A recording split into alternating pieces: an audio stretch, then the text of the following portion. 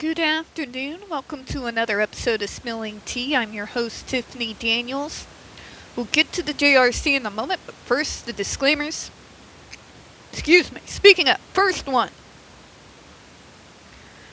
Missouri weather is out there being Missouri weather, which means my allergies are shot. So you might hear some weird noises on the microphone. I cannot control it, and I do not know how to use the edit button to save my soul. So, I apologize for that in advance. Now, before we get to the JRC, the usual disclaimers.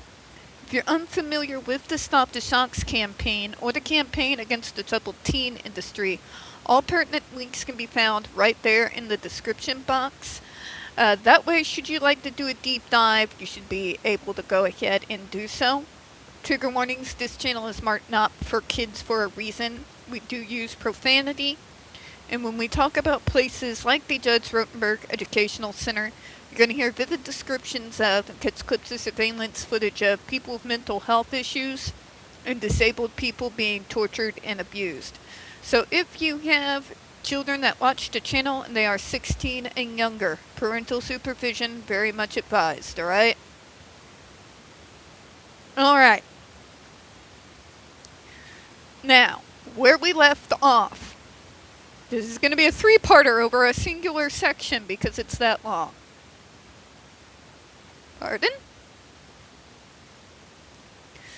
The JRC claims to use compliance as a treatment goal, claiming that students are given a variety of demands and tests to perform throughout the day, are rewarded immediately when they comply, and lose privileges if they refuse. In other words, but this is positive behavioral reinforcement. No, it's not even remotely close, Karen. This is the stick and carrot method. For example, when I was a kid, back in my day, giving kids allowances for getting good grades, taking care of the chores, helping your mom or your dad out with anything extra they might need, not talking back, not complaining, you would get a weekly allowance. If you misbehave, well, you're not getting allowance money. And if it's bad enough, you're getting the belt. And that is the same methodology that the JRC is using, in spite of the fact that what I just described to you is no longer accepted in mainstream society. Why is that, kids? Because fear as a tool to change behavior may work for a second, but it doesn't work in modifying behavior to what you want it to be, first off. And second of all, eventually, we're going to go back to factory settings. You haven't dealt with the behavior. You haven't dealt with the root. Therefore, it's going to come back.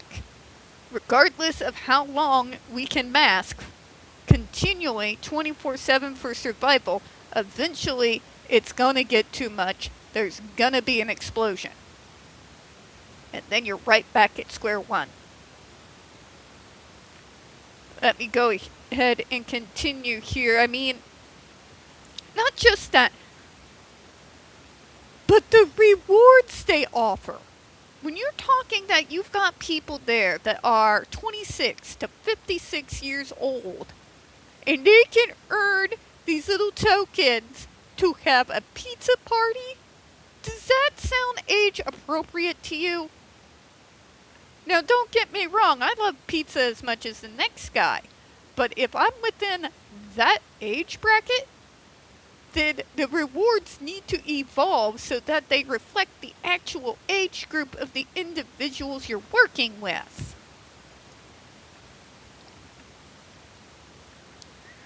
For example, they did well, nothing is wrong, they followed all the rules, take them out and get them a beer. Or maybe take them out to eat and let them order a beer at the restaurant if you are really that OCD about it. You know, take them out to a movie. No, I don't mean the theater inside the JRC. I'm talking a real movie theater. An actual movie theater. Age-appropriate rewards, saying that you can win a pizza party or time in the ball pit when you are 26 to 56 years old. Does anybody feel like that's appropriate? Now, I'm not going to sit here and pretend that food's not motivating as hell. But for real, if I was stuck in a situation like that, I would want age-appropriate rewards. For me, it would be, I want a solid hour of complete, utter silence with no one bothering me, no one making demands on me, where I can just spend my ass just spending my time reading my books without being disturbed. Something like that, you know? The punishment and reward system can result in loss of privileges when problem behaviors are displayed. So-called problem behaviors can include health dangerous, include self-abusive actions such as hitting self, aggression, destruction, non-compliance. That is the one they use the most because it is vague terminology. You can say anything's non-compliant. For real. Such as refusing to follow a learned direction. We all know that also means standing for longer than 3 seconds, people. Please spare me the nonsense.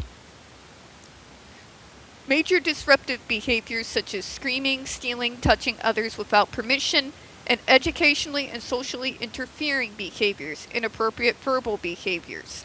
In other words, cursing. You know that thing that other teenagers, neurotypical kids get to do?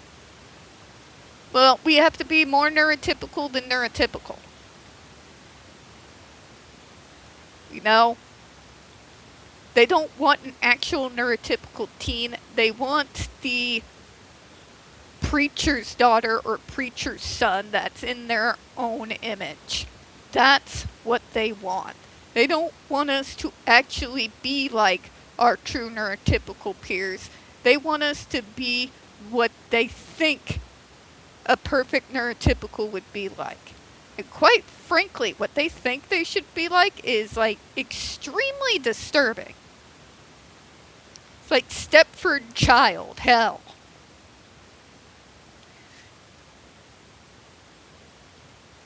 Indeed, let me go back here. Under these parameters, staff could administer punishments on the basis of non-compliance for a person engaging in any behavior they feel is undesirable. Thank you. Including breathing. You're breathing? That's not compliance. Indeed, the JRC states that if a particular students need more than 7 standard categories, additional categories are created. We're just going to have more excuses to torture you. Essentially what this means is that staff can determine what is desirable or not, and have complete control over what behaviors should be rewarded and which should be punished. And parents just accept this. Oh, we trust the staff that's been trained for a week before they're allowed out on the floor? Medical assistants around here usually don't even get out on the floor until they've completed their training. And it goes on for 6 months. It's at the last part of it when they are finally allowed, heavily supervised, to be out on the floor interacting with patients and beginning to learn their jobs more in a physical capacity. Until then, they're not allowed to do that. There are reasons why that is. To sit there and try and tell me that within a 2-week period, 1 week before you get to see the students, and that is sufficient and state-of-the-art training, needs to be sent back to remedial school. I said what I said.